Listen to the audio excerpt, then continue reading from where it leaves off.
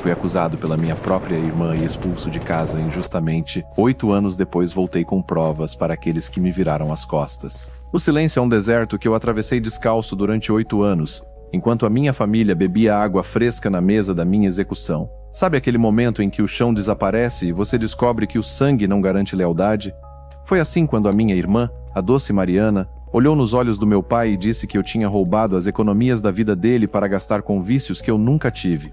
Eu não tive direito à defesa, não tive presunção de inocência. Fui expulso de casa com a roupa do corpo e o peso de um crime que eu não cometi, vendo o sorriso vitorioso dela no reflexo do espelho do corredor. Mas o que ninguém sabia e o que eu só vou revelar no final dessa história é que o nada que eu levei comigo era, na verdade, a única coisa que poderia destruir o castelo de mentiras dela. E eu esperei 8 anos para ver esse castelo arder. A injustiça tem um cheiro específico, o cheiro de café frio e mofo daquela noite de terça-feira. Eu tinha 19 anos. Mariana tinha 21. Ela sempre foi a estrategista, a filha que sabia exatamente como inclinar a cabeça para parecer indefesa. Naquela noite, meu pai chegou do banco pálido. As economias de 30 anos de trabalho na metalúrgica, o dinheiro que pagaria a entrada do apartamento deles e a minha faculdade, tinham sumido. Foi ele, ela disse, sem hesitar, apontando o dedo trêmulo para mim. Eu vi ele mexendo no seu computador, pai. Eu tentei impedir, mas ele disse que se eu falasse, ele faria algo pior. Eu não tive tempo de processar a escala daquela mentira. Meu pai, um homem que valorizava a honra acima de tudo, não me deu a chance de abrir a boca. Ele me pegou pelo colarinho e me jogou contra a parede. Minha mãe gritava ao fundo, mas não para ele parar. Ela gritava de nojo de mim. Mariana chorava no sofá, escondendo o rosto entre as mãos, mas eu vi, por um milésimo de segundo, o olhar dela por entre os dedos. Era um olhar de cálculo puro.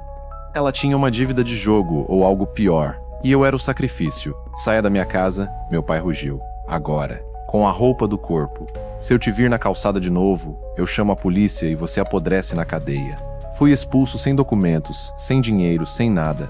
A humilhação foi pública. Os vizinhos viram o filho problemático, sendo chutado para a rua. Eu dormi em um banco de praça aquela noite, sentindo o frio cortar a pele e a injustiça queimar o estômago. A cada minuto que passava, a dopamina do medo me mantinha acordado, traçando planos. Eu sabia que, se tentasse voltar e provar a verdade agora, seria a palavra de um ladrão contra a da santa. Eu precisava de tempo. Os primeiros 2 anos foram um inferno de subempregos. Trabalhei limpando banheiros de rodoviária e dormindo em abrigos. Mas eu tinha uma vantagem. Eu era invisível. Ninguém procura um fantasma. Eventualmente, consegui um emprego em uma lan house de periferia. Foi ali que descobri o mundo da edição de vídeo e do tráfego pago. Eu percebi que a atenção das pessoas é o ativo mais caro do mundo, e eu aprendi a hackear isso. Enquanto eu comia pão amanhecido para economizar cada centavo, eu monitorava a vida deles de longe. Mariana se formou em arquitetura com o dinheiro que sobrou. Ela postava fotos de viagens, jantares caros e a felicidade da família reconstruída sem o peso morto do filho criminoso. A cada foto, a minha raiva se transformava em uma disciplina fria. Eu estava escalando. Em 4 anos, eu já gerenciava contas de anúncios para empresas fora do país. O dinheiro começou a entrar em ondas. 5 mil, 10 mil, 50 mil dólares por mês. A tensão era constante. Eu vivia sob um pseudônimo, operando um império digital do meu apartamento em outra cidade. Eu tinha carros que eles nunca dirigiriam e uma conta bancária que faria meu pai desmaiar. Mas o meu objetivo não era o luxo, era o dia da confissão. Eu sabia que a Mariana não pararia na primeira mentira. Pessoas como ela têm um padrão. Elas escalam o risco até o limite. No 6º ano de silêncio, a oportunidade surgiu. Eu contratei, por meio de terceiros, a empresa de arquitetura da minha irmã para um projeto fictício de um investidor estrangeiro. Eu queria ver por dentro. E o que eu vi foi um desastre. Ela estava usando o dinheiro dos clientes para manter um padrão de vida que não possuía. Ela estava cavando a própria cova. O clímax começou a se desenhar quando recebi a notícia de que meus pais fariam uma festa de bodas de prata. Mariana estava organizando tudo. Ela precisava de dinheiro para pagar os fornecedores da festa e evitar que os pais descobrissem que a empresa dela estava sendo processada por fraude. A pressão estava no máximo. O tempo dela estava acabando. Eu decidi que era hora de voltar para a cidade, mas não para a festa. Eu me instalei em um hotel de luxo a 2 quadras da casa deles. Através de um presente de uma empresa de tecnologia que patrocinei, instalei um sistema de câmeras de segurança de última geração na casa dos meus pais como um brinde de marketing. Eles acharam que era sorte. Eu sabia que era a minha janela para a verdade. A noite das bodas chegou. A casa estava cheia. O brilho dos convidados contrastava com a sombra que eu era. Eu assistia tudo pelo tablet, no silêncio do meu quarto de hotel. A tensão na mesa de jantar entre Mariana e o marido dela estava visível. Ela estava pálida. Um dos credores dela tinha aparecido na festa, cobrando um cheque sem fundo na frente de todos. Meu pai, agora um homem mais velho e cansado, exigiu explicações. O que está acontecendo, Mariana? Quem é esse homem? A barreira dela quebrou.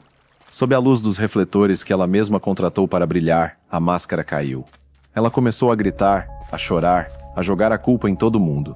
E então, em um acesso de histeria, ela soltou a frase que eu esperei 8 anos para ouvir. Eu fiz tudo por essa família. Eu segurei as pontas quando o dinheiro sumiu. Eu tive que incriminar o meu irmão para vocês não descobrirem que eu perdi tudo naquele investimento idiota de 8 anos atrás. Eu salvei vocês de saberem a verdade. No 6º ano de silêncio, a oportunidade surgiu. Eu contratei, por meio de terceiros, a empresa de arquitetura da minha irmã para um projeto fictício de um investidor estrangeiro. Eu queria ver por dentro. E o que eu vi foi um desastre. Ela estava usando o dinheiro dos clientes para manter um padrão de vida que não possuía.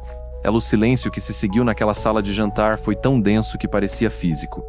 Meus pais paralisaram. Os convidados desviaram o olhar. A injustiça tinha sido finalmente revelada pela boca da própria carrasca. Mas aqui entra a surpresa constante que eu planejei. Eu não entrei na sala para ouvir o pedido de desculpas. Eu não precisava dele. Eu simplesmente apertei enviar em um e-mail pré-programado para o meu pai. Lembra que eu disse que levei nada comigo quando fui expulso? Na verdade, eu levei o meu velho MP3 player de 2012, que tinha uma função de gravação de voz. Naquela noite da expulsão, eu o deixei escondido atrás do sofá quando ouvi meu pai chegando.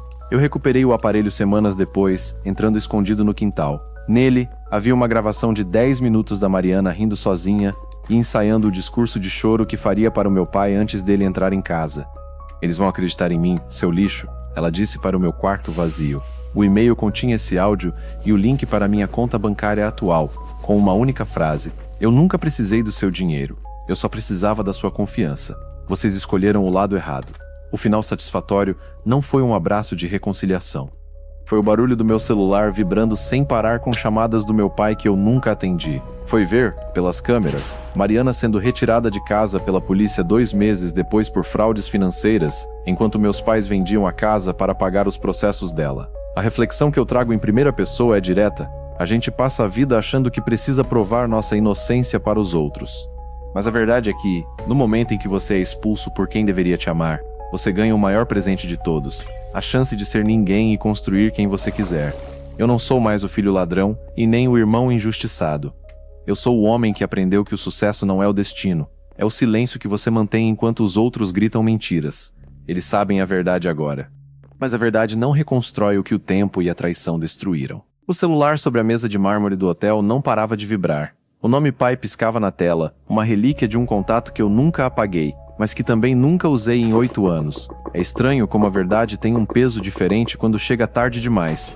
Agora que a máscara da Mariana tinha caído, o agressor buscava desesperadamente a redenção, mas eu não estava ali para ser o confessor de ninguém.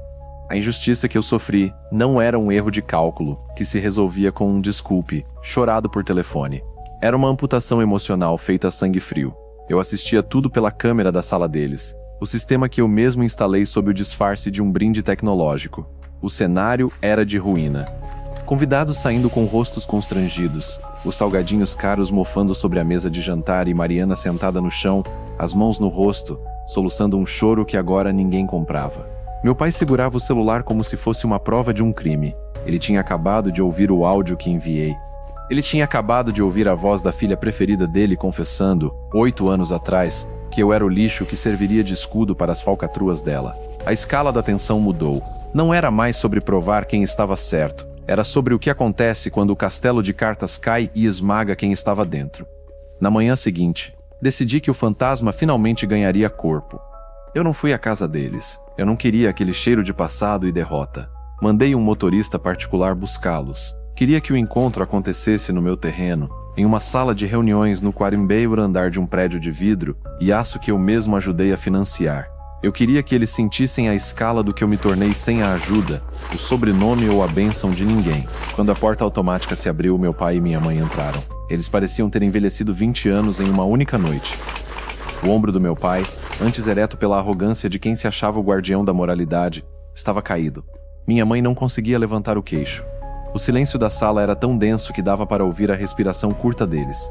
Filho, meu pai começou, a voz falhando, tentando dar um passo à frente para um abraço que ele achava que tinha direito. Fique onde está, eu disse, sem levantar da cadeira de couro. O filho de vocês morreu naquela terça-feira de chuva, 8 anos atrás. O homem na frente de vocês hoje é apenas o resultado daquela expulsão. Eu sou o que sobrou quando vocês jogaram o resto fora. A atmosfera na sala era gélida. Eles queriam o drama, o perdão imediato, a cena de novela que limpa a sujeira do passado. Eu dei a eles a frieza de um relatório técnico. Liguei o projetor e comecei a mostrar na tela gigante os extratos bancários da Mariana que eu vinha rastreando há meses através de contatos no mercado financeiro. Enquanto vocês me chamavam de ladrão nos jantares de Natal, ela estava drenando a aposentadoria de vocês. Comecei, passando os slides com calma. Ela desviou dinheiro para cobrir rombos em pirâmides financeiras e gastos pessoais que a carreira de arquiteta dela nunca bancou.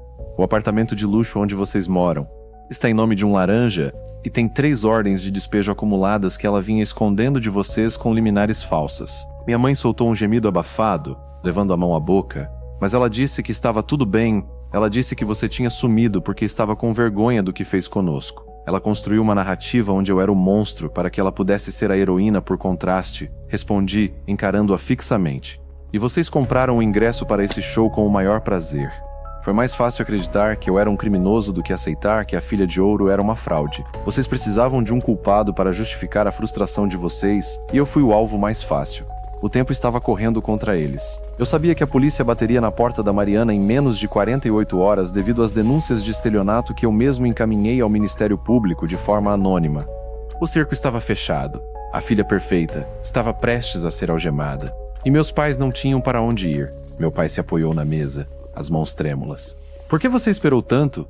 Por que nos deixou viver nesse pesadelo se você tinha aquele áudio guardado no seu antigo MP3? Essa era a pergunta crucial. A resposta era amarga, mas necessária. Se eu tivesse mostrado aquele áudio com 19 anos, vocês diriam que eu manipulei. Se eu mostrasse com 21, diriam que eu era um jovem rancoroso tentando destruir a irmã. Eu precisei que a vida mostrasse a vocês, na prática, quem era a Mariana. Eu precisei que vocês sentissem no bolso e no orgulho a traição que ela cometeu.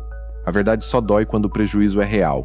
O silêncio voltou a reinar, quebrado apenas pelo som do ar-condicionado. A satisfação de ver o arrependimento no rosto deles não era exatamente o que eu esperava, mas era o fechamento que eu precisava. As semanas seguintes foram um rastro de destruição para a imagem da família. Mariana foi presa em uma manhã de quinta-feira, saindo de casa algemada sob o olhar atento dos vizinhos que um dia me julgaram. A notícia se espalhou como fogo. A arquiteta prodígio era, na verdade, uma mestre em golpes financeiros contra os próprios pais e clientes. Meus pais foram despejados na semana seguinte. A ironia final foi o golpe de mestre que eu guardei para o encerramento. O novo apartamento para onde eles tiveram que se mudar, um lugar simples, mas digno, em um bairro de classe média, pertencia a uma das minhas empresas de investimento. Eu era o proprietário do teto deles. Eu instruí meu advogado a nunca cobrar o aluguel, mas também a nunca revelar minha identidade. Eu queria que eles tivessem onde morar, mas não queria que o meu nome trouxesse conforto para a consciência deles. O encontro final com meu pai aconteceu no lobby daquele prédio simples. Ele me esperava na calçada, parecendo um estranho que eu costumava conhecer. Nós perdemos tudo, meu filho, ele disse, com os olhos marejados. A Mariana vai passar anos na cadeia. Sua mãe não para de chorar. Nós fomos tolos. Podemos tentar recomeçar? Podemos ser uma família de novo? Eu olhei para ele e, pela primeira vez em 8 anos, não senti raiva. Senti apenas uma indiferença profunda. Pai, o perdão é um conceito que serve para quem quer manter o vínculo. Eu não tenho mais vínculo. A confiança é como um cristal. Você pode até colar os pedaços, mas as rachaduras sempre vão distorcer a imagem. Eu ajudei vocês a terem um teto agora porque eu tenho condições, não porque eu perdoei o que vocês fizeram. Eu entrei no meu carro e fechei a porta. O som do mundo lá fora sumiu instantaneamente. Olhei pelo retrovisor e vi meu pai ficando para trás, uma figura pequena em meio ao concreto da cidade. Muitas pessoas acham que a vingança é sobre gritar e causar dor física. Mas eu aprendi que a maior vingança é o sucesso silencioso e a indiferença total. A injustiça me tirou a juventude e a família, mas me deu uma casca que nada pode quebrar. Eu transformei aquele nada que levei na noite da expulsão em um império. Mariana agora enfrenta o sistema judiciário, colhendo cada semente de mentira que plantou. Meus pais vivem em um imóvel que eu pago, assombrados pelo silêncio dos 8 anos que jogaram fora. E eu? Eu sigo editando a minha própria história. O vídeo daquela noite de bodas de prata, onde a máscara dela caiu, é o único arquivo que eu nunca vou apagar do meu servidor privado. Não para sentir ódio, mas para me lembrar de que, no fim das contas, a verdade não precisa de pressa, ela só precisa de paciência. Algumas feridas não cicatrizam para sumir, elas cicatrizam para nos lembrar de onde viemos. Eu vim do lixo da rua para o topo do mundo.